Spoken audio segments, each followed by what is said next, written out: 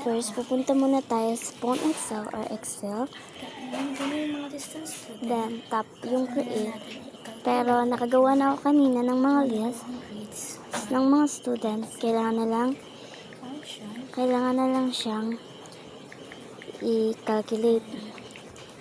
So, sa average, para makuha yung average, kailangan ng equal na laging kailangan. Then, tap and type average.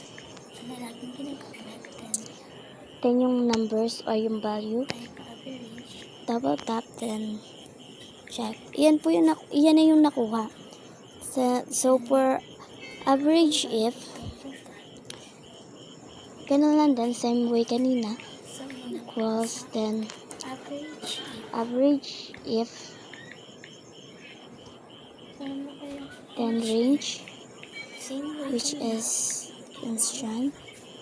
Then for criteria, we need equation mark. Then mamili tayo ng strand, for example strand. Then equation, then average range.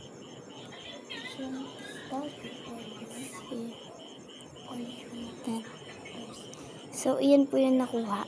So for count, ganun lang ulit, click, then type count, then yung value or yung nakuha ang grades,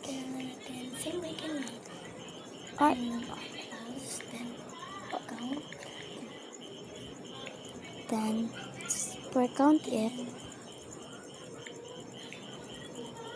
equal count f, then range, strand, then criteria, then tatlo po yung lumabas kasi tatlo yung nakuwang stem or yung stem. So for sum, same way, tap, so number or value, and sum if,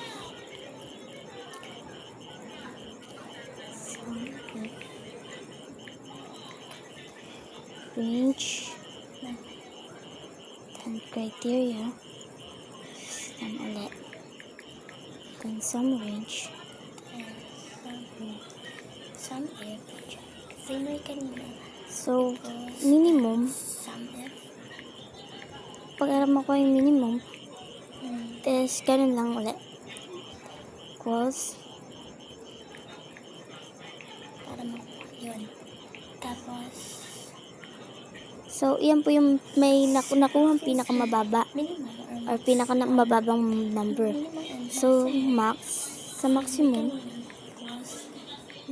same way, then type max or maximum, then number or value, then 96, kas 96 yung pinakamataas.